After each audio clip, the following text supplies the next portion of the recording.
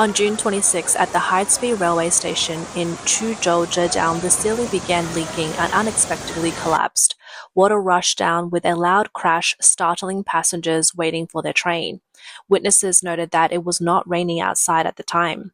Chinese media speculated that a fire sprinkler pipe might have burst, but many commenters ridiculed the incident, calling it another example of shoddy construction. One comment read, "They are the world's #1 at building substandard projects." Another added, "Don't ask, they'll just say it was a once-in-a-century downpour." On June 28th, at the high-speed railway station in Taiyuan, Shanxi, a blogger filmed rain falling outside while the ceiling inside leaked. The vlogger remarked that the water was not flowing in the right direction. They referred to the incident as another example of substandard construction at Taiyuan Station.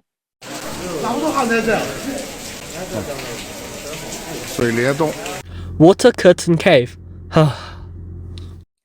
Quality issues in construction projects are common in China, especially in residential developments where shortcuts and material reductions are frequent. On June 26, reports from China revealed a major residential project in Bazhou, Hebei Province, Guoyun City Phase 2, where workers were able to break 60mm diameter rebar by hand. Because that batch of rebar is basically all like that. It breaks as soon as you bend it. He said, "Come over here. I'll just give you a complete certified report." Well, if it's certified, explain to me why the rebar in the video is like this. Guoyun City Phase 2, located on Yingbing Road in Bazhou, is being built by the Engineering Technology Institute of China Metallurgical Tiangong Group, a state-owned enterprise. The total construction area is approximately 280,000 square meters. A contractor at the project, Mr. G, revealed that last year he discovered quality issues with a batch of rebar used on the site. The 60mm diameter rebar was particularly brittle, and the workers could snap it with their hands. Normally, 60mm rebar would be hard to bend, let alone break. Mr. G explained a video provided by him showed a worker in his 50s wearing China Metallurgical Tiangong Group's uniform easily snapping 4 pieces of rebar in less than 10 seconds. 2 pieces broke completely and the other 2 bent significantly. Mr. G said that the quality of the rebar was inconsistent, with some pieces breaking easily while others did not. He reported the issue to the contractor, China Metallurgical Tiangong, but they showed him a test report indicating the rebar met the required standards.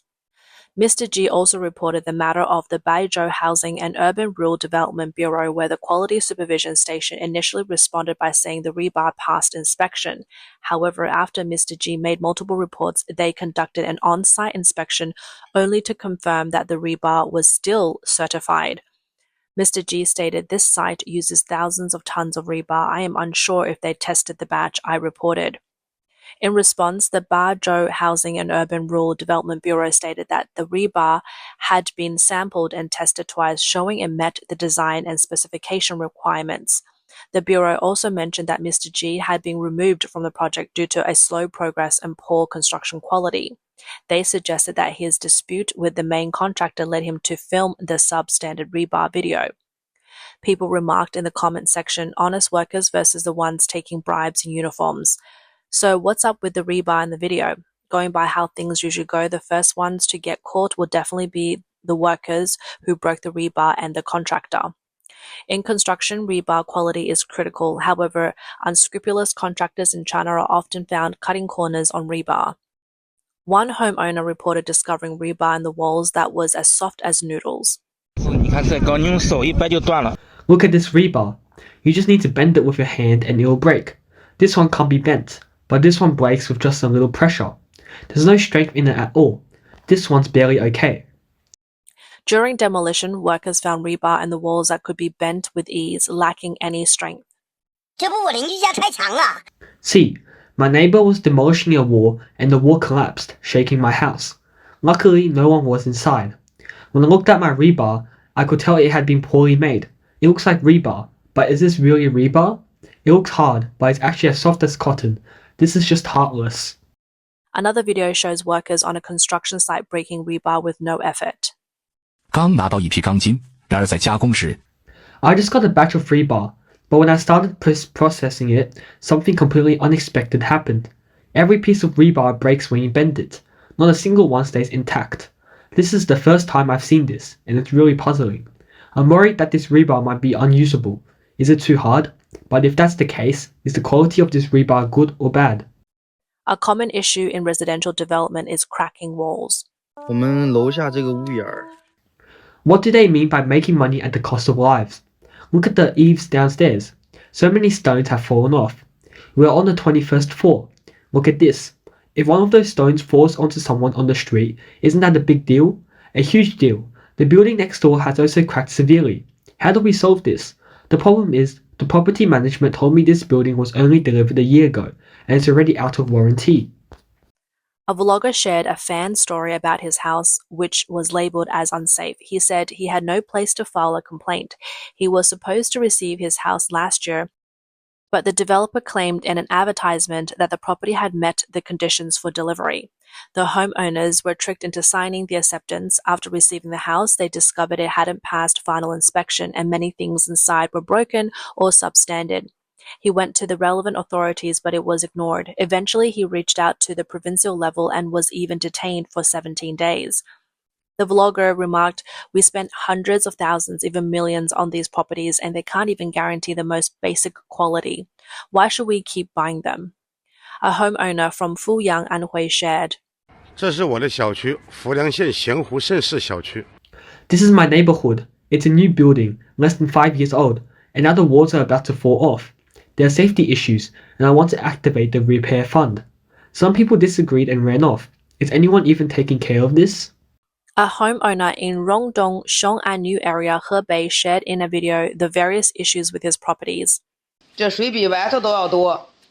This is a house in Rongdong. It's drizzling outside, but inside it's like a downpour.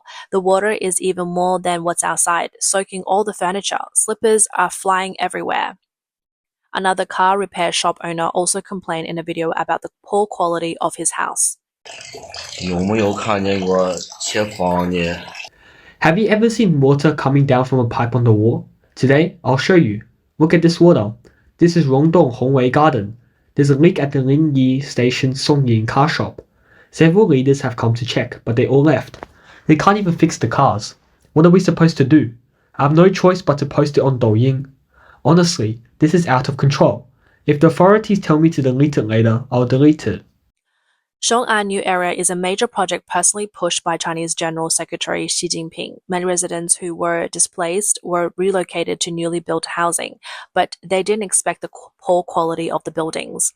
Recently, heavy rains have been frequent in many areas of Quzhou. On June 26, a TikToker user filmed the aftermath of rain at the Meidi Guobingfu in Huaxi, Guiyang.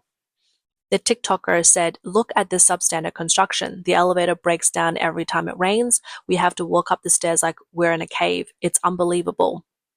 On June 26, a resident in Miaoming, Guangdong experienced a ceiling collapse while sleeping in her home in Henlong New City, Dianbai.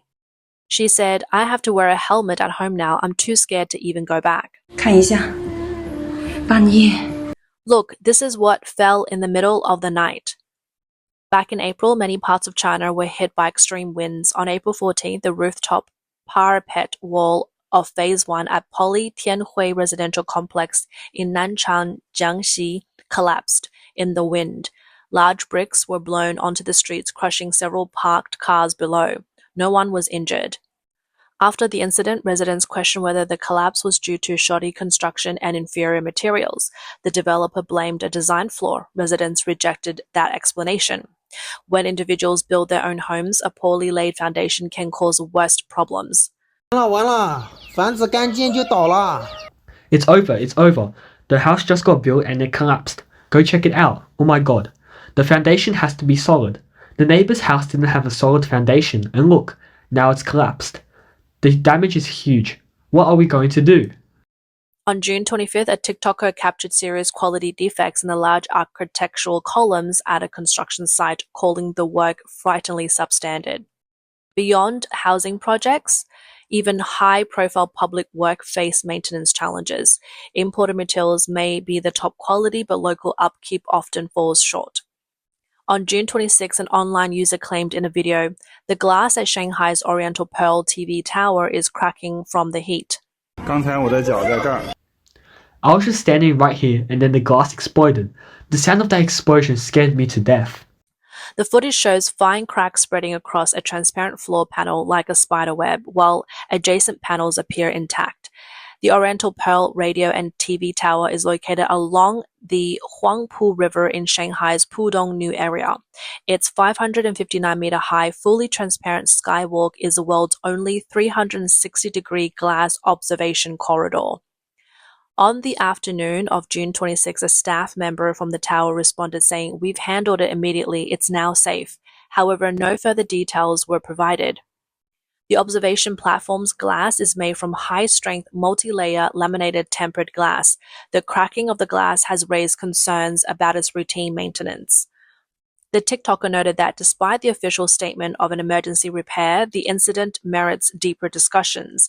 As a Shanghai landmark, the tower hosts many visitors, local and foreign. Such an incident can undermine both experience and confidence. Visitors to many high-altitude glass facilities may now feel uneasy. It remains unclear whether the repair was a temporary patch or a full replacement. Another TikToker pointed out that marketing claims say the corridor's diamond-gray glass can hold 30 sturdy adults using imported US materials with 5 layers of tempering and an 800-kilogram load capacity. If it truly cracked under the extreme heat, regardless of whether due to thermal expansion, any flaw in a landmark of this caliber is a major breach of trust. Even a small crack can be unsettling. A vlogger criticized the vague official response, which neither confirmed nor explained the problem's nature or severity. The brief statement, handled immediately, now safe, acknowledges an issue but fails to answer public concerns. Was it a single cracked panel? Was it thermal stress or human error? Is there a regular inspection schedule, and how often are checks performed? Another commentator warned that many scenic glass platforms and high-rise buildings now install similar observation panels. While they offer great views, they also introduce real safety risks. One vlogger said that although the glass uses DuPont structural sealant to bond 5 tempered layers, long-term exposure to sun and rain will degrade any material. Regular inspection and replacement are the only reliable protections. Families visiting with children should be especially cautious. By contrast, domestic road and bridge projects built by state-owned firms can suffer even worse issues due to corruption. On June 24th, part of a viaduct on the Duanyi Expressway Bridge in Shandu Shui Autonomous County, Quzhou, collapsed, leaving a vehicle's front end suspended and other cars stranded below. On June 28th, a TikToker exposed a section of national highway in Zhejiang built for first-class standards where the contractor used poor-quality blasted rock instead of proper crushed stone. Both the builder and supervisors failed to act. 228国道海蜀段2期工程3标段 Why is it the second phase of the 228 National Highway Haishu section, but they are still using so much red angular gravel? Angular gravel is formed from volcanic lava, and its fragments contain soft minerals, clay minerals, and rock fragments, which makes it loose, low in strength, and prone to water erosion. The base layer of high-grade highways has high requirements, and angular gravel can't meet the strength and stability needs. Where are the construction unit and the supervisor? After repeatedly reporting it, why hasn't there been any corrective action? Why hasn't it been stopped? This substandard material is still being procured and used. Is there any collusion or kickbacks involved? The companies that win the bids usually don't do the work. The ones that actually do the work often don't even have the qualifications to bid. The workers on site usually don't earn much, and the ones who make big money usually don't even know where the site is. The projects you see don't really make much money, but the ones that make big money are usually hidden from view. The people who make money don't do the work, and the ones who do the work don't make money. Outsiders make the decisions but know nothing, while insiders know everything but must follow the outsiders' instructions. The site manager doesn't take responsibility for anything, and the people who can really take responsibility never show up at the site. The ones who don't work are counting money, while the ones who do work are begging for their wages. Some observers warned this can cause severe road bed sinking. The blogger added potholes will appear soon after traffic starts. Public records show that the Haishu segment of National Highway 228, Tongtu Road to Ying County Avenue, is a key part of the Ningbo route. Recently, Guizhou, Hunan, and other regions have seen major floods. Flooding during China's rainy season has become routine. Insiders say that while natural factors matter, human causes cannot be ignored. Former Judge Ling Xiaolong from Guizhou told overseas media that drainage systems are a city's safety valve. Officials prefer flashy projects to boost their records. They neglect essential underground work like drainage, which requires real spending. Ling explained that one administration will resurface a road and plant a medium strip. The next will tear out the strip and rebuild it. Officials profit heavily after several repeated cycles. He described road construction standards for width and concrete thickness. Once awarded a project, contractors cut corners using waste instead of proper stone. As a result, roads wash away easily in the rainy season. Contractors must pay large kickbacks to local officials. To make a profit, they skimp on materials, causing inevitable quality failures. In China, whistleblowers exposing construction corruption often face persecution. Zhang Zhenling used to be a highway tunnel worker in Quzhou, Yunnan.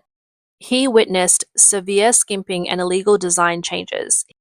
He collected core video and photo evidence and reported it multiple times by name to the authorities. His complaints went unheeded and angered local interest groups, forcing him to leave China. In an overseas media interview, Zhang said that major Chinese infrastructure projects are turnkey contracts awarded to state-owned builders controlled by elite families. Subcontractors win work through connections, with backroom deals on every project. He concluded that the system heeds superiors over the people or factual outcomes. Such priorities guarantee a vicious cycle of corruption and poor quality.